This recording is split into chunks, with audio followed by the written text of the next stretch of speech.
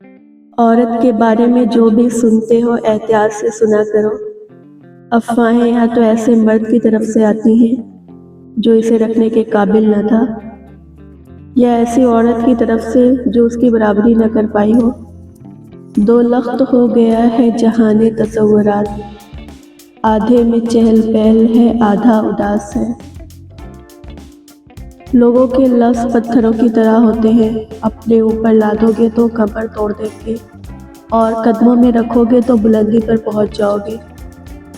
اپنے اندر پرندے کی طرح عاجزی پیدا کرو، جو آسمان کی بلندیوں کو چھو کر بھی گردن جھکا کر رکھتا ہے، اور بے شک عاجزی اللہ تعالیٰ کو پسند ہے۔ زندگی میں بہت کچھ ایسا بھی ہے جس کو دیکھنے کے لیے آنکھوں کی نہیں، احساس کی ضرورت ہوتی ہے۔ حکیم لقمان سے پوچھا گیا کہ موت سے زیادہ تکلیف دہ کوئی لمحہ ہے؟ فرمایا ہاں، جب کوئی سفید پوش مجبور ہو کر کسی کے آگے ہاتھ پھیلائے۔ جب گھر کے بڑے رخصت ہو جاتے ہیں تو اپنے ہاتھ بہت ساری برکتیں اور بے فکریاں بھی لے جاتے ہیں۔ ڈرتا ہوں موت سے مگر مرنا ضرور ہے، لرزتا ہوں کفن سے مگر پہننا ضرور ہے۔ ہو جاتا ہوں غمگین جنازے کو دیکھ کر، لیکن میرا جنازہ بھی اٹھنا ضرور ہے۔ ہوتی ہے بڑی کپ کپی قبروں کو دیکھ کر، پر مدت تو اس قبر میں رہنا ضرور ہے۔ کبھی ہم ایسے تھے جیسے آج تم ہو، اور کل تم ایسے ہو جاؤ گے جیسے آج ہم ہیں۔ کبھی سوچا ہے کندھے پر اٹھانے والے مٹی میں ملا دیتے ہیں۔ درگاہ کے بھکاری زائرین سے زیادہ باشعور ہوتے ہیں، وہ ہمیشہ زندوں سے مانگتے ہیں۔ بھوک بچوں پہ جھپٹتی ہے درندوں کی طرح، تھک بھی جاتا ہوں تو آرام سے خوف آتا ہے۔ بدنگاہی ایسا گناہ ہے جو عبادت کی لذت چھین لیتا ہے۔ ابلیس تیری ایک خدا سے نہ بن سکی، مجھ کو تو دیکھ کتنے خداؤں کی عزت میں ہوں۔ خیال آتا ہے تہذیب کی یتیمی پر، خدا عروج نہ بخشے کبھی کمینوں کو۔ نیکی کرنے کے لیے لمبی چوڑی منصوبہ بندی کی ضرورت نہیں ہوتی، بس موقع ملتے ہی نیک کام کر گزریے۔ شریعت کی پابندی ہے، ورنہ امیر لوگ اپنے حصے کی نمازیں بھی غریب کو اجرت دے کر پڑھواتے۔ آج قدرت کے کھیل کا عجیب نظارہ دیکھا، آزاد پنچھی اور قید زمانہ دیکھا۔ شیطان تو طاق میں بیٹھا ہے، آپ نے ذکر چھوڑا، اس نے شر پھونکا۔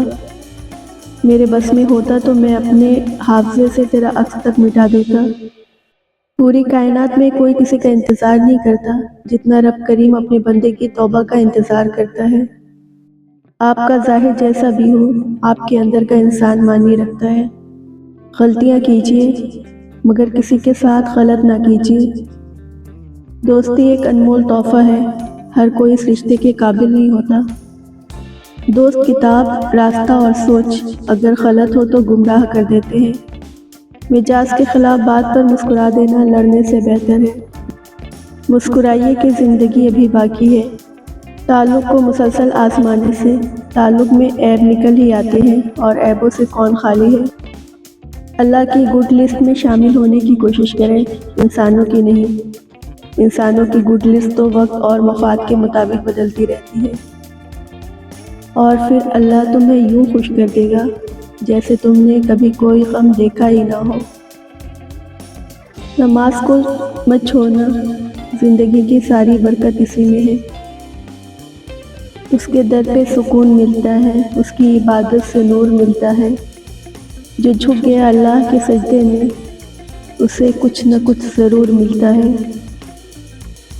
جس کا رابطہ اللہ سے ہوتا ہے وہ ناکام نہیں ہوتا۔ ناکام وہ ہوتا ہے جس کی امیدیں دنیا سے وابستہ ہوں۔ تم مانگو تو صحیح، میں دینے کی حد نہ کر دوں تو کہنا۔